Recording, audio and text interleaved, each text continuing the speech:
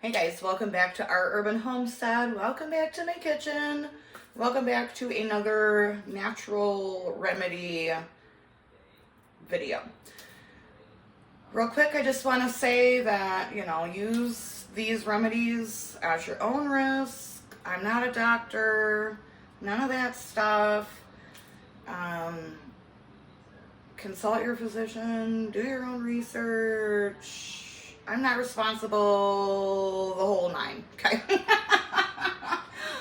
Now that that's out of the way, I want to talk to you today about Nasturtium. It is a wonderful, wonderful, beautiful flower. I plant it in my garden every year.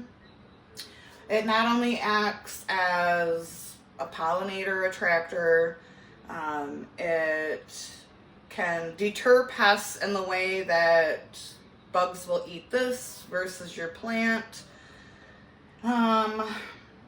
Every single part of the nasturtium is edible, from the flowers to the leaves to the little seed pods. Fun fact, during World War II, nasturtium seeds were used as a substitute for pepper. You can grind it. It has, the whole part of the plant has a very peppery taste. The leaves are great on like tacos. They have like a spicy radish slash wasabi-ish taste to them. The flowers are beautiful for cake decoration. I mean, and then not to mention it has so many good medicinal properties.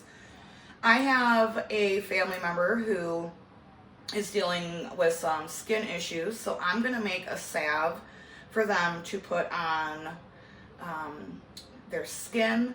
And also I'm going to make a tincture. I thought I would bring you guys along. So the salve, like I said, is good for things like psoriasis, eczema, any kind of dry, patchy skin condition like that. The tincture, however, is very different. The tincture is good for UTIs. It's like a natural diuretic.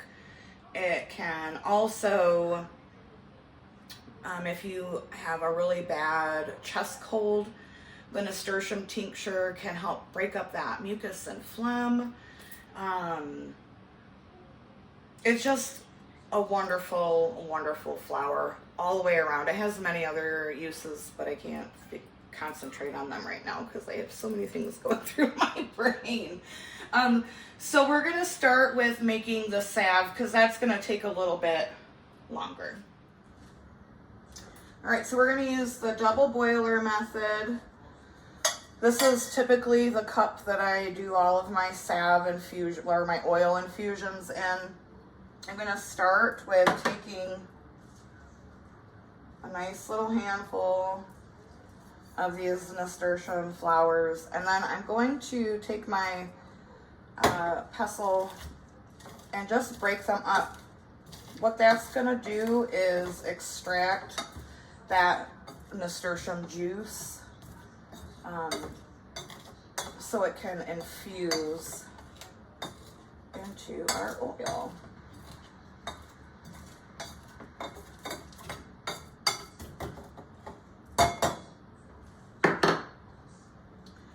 And then I'm going to put about 3 tablespoons of coconut oil.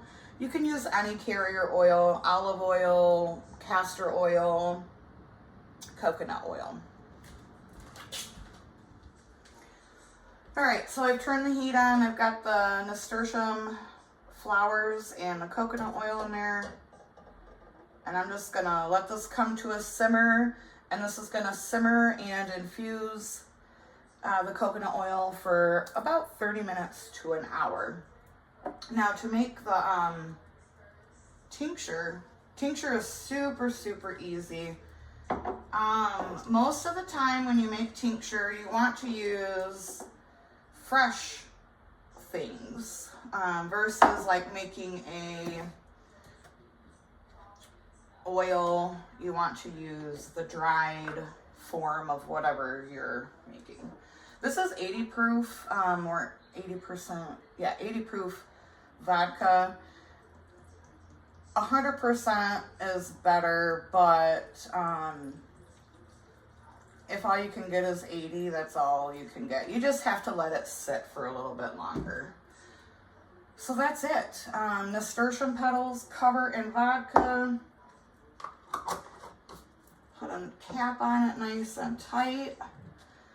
And then this is gonna sit for about 10 to 12 weeks since I am using the 80 proof. If you have 100 proof vodka, you would let it sit for about 8 weeks. And that's it. That's it, that's all. How easy is that? All right, so I'll be back once the nasturtium and coconut oil has had time to infuse. You could also add calendula to your nasturtium oil. I've already made up a whole bunch of calendula salve, so I'm not adding it to this particular batch. Calendula also has wonderful skin nourishing properties, so check into that. And also, everyone has like their own way of doing things, okay? I'm simply sharing my way that I do it, that I was taught, and that has worked for me. So there's that. So this has been infusing for about 45 minutes. It's got a nice, beautiful yellow color. So I'm going to show you that and then show you the next step. All right, hopefully I'll be able to show you. I don't know. I don't know if that's going to show up or if the angle's right. But it has a beautiful golden yellow color now. And so now I'm going to add, this is 6 grams of beeswax.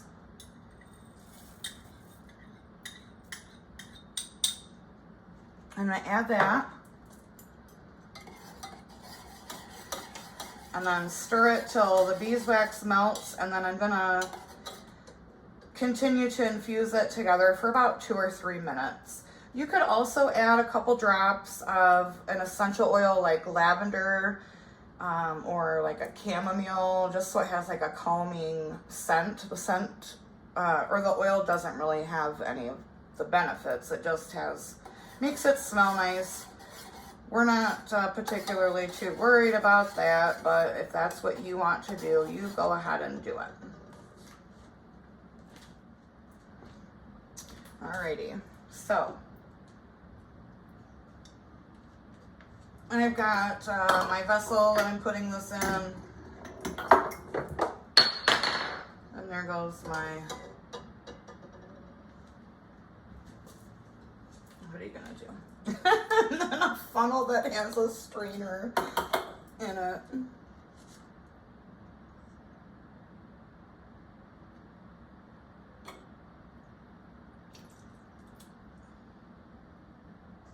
Strain it into the jar.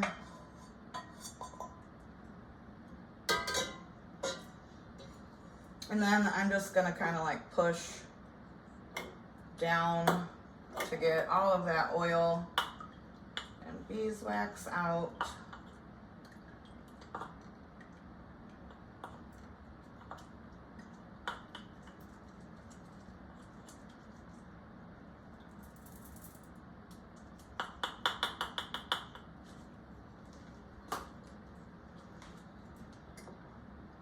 And then this is just gonna sit at room temperature until it solidifies. This will be stored at room temperature, and that's it. So again, I encourage you to do your research on the wonderful health benefits of this beautiful flower. I hope you enjoyed this video. If you did, consider subscribing. I am doing a whole series on this since the response is so overwhelming. And I love being able to share what knowledge I do have. I don't have all of the knowledge in the world, but I do have quite a bit. So I'd appreciate you coming on over, joining our community. And so, yeah. think beyond the beauty of plants. They have so many wonderful uses. Thanks for watching. I'll see you next time, but until I do, abundance and blessings. Bye-bye.